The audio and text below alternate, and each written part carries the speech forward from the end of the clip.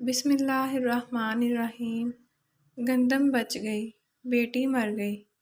ایک ماں اپنی 14 سالہ بیٹی کی میت پر بین کر رہی تھی، بار بار کہتی، ہماری گندم تو بچ گئی ہے لیکن بیٹی مر گئی ہے۔ چند دن پہلے بدقسمت باپ اپنی گندم کو کیڑے مکوڑوں سے بچانے کے لیے گندم میں رکھنے والی گولیاں خرید لایا تھا۔ یہ جان لیوا گولیاں گاؤں کی ہر دکان پر دستیاب ہیں اور بڑی آسانی سے مل جاتی ہیں۔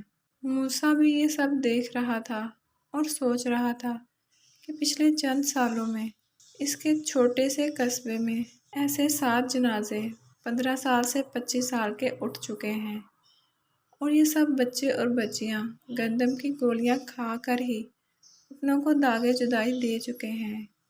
موسیٰ روئے جا رہا تھا، ٹھہر ٹھہر کر اسے یہ خیالات تڑپائے جا رہے تھے کہ نسوار، شراب، بندوق پر بین لگانے والی حکومت ان جان لیوا گولیوں پر پابندی کیوں نہیں لگاتی، جن کی وجہ سے پورے ملک میں ہزاروں ماؤں کے جگر کے ٹکڑے بھری جوانی میں تڑپ تڑپ کر مر جاتے ہیں۔